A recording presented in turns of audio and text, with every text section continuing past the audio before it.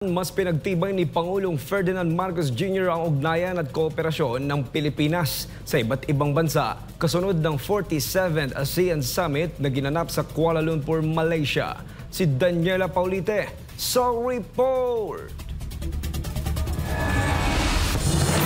Nanawagan si Pangulong Ferdinand Marcos Jr. ng mas matibay na kooperasyon sa pagitan ng ASEAN at India upang mapanatili ang kapayapaan at katatagan sa Indo-Pacific region.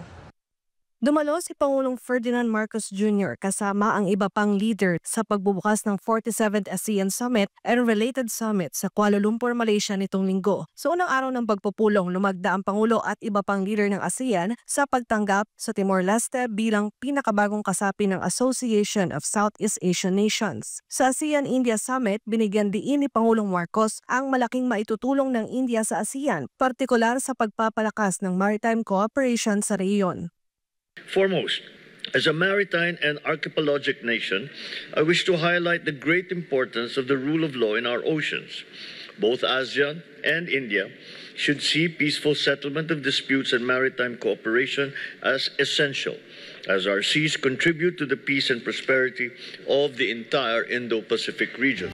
Sa magkakahiwalay na bilateral meetings, nakipagpulong si Pangulong Marcos sa mga leader ng iba't ibang bansa sa pakikipag-usap niya kay Cambodian Prime Minister Han Manet. Tiniyak ng Pangulo ang suporta ng Pilipinas sa mapayapang pagresolba ng hidwaan sa pagitan ng Thailand at Cambodia. Samantala sa pulong ni Pangulong Marcos kay Thai Prime Minister Anutin Charnvirakul, nagkasundo ang dalawang leader na palakasin ang kooperasyon sa larangan ng turismo, negosyo at agrikultura. Nakipagkita rin ang Pangulo kay Canadian Prime Minister Mark Joseph Carney kung saan napagkasundoan ng dalawang bansa ang pagpapalawak ng ugnayan sa kalakalan, pamumuhunan at enerhiya. Nagpaabot naman ng suporta si European Council President Antonio Costa sa chairship ng Pilipinas sa ASEAN 2026 habang tinalakay ni PBBM at Japanese Prime Minister Takeshi Sanae ang pagpapalakas ng defense at security cooperation ng dalawang bansa.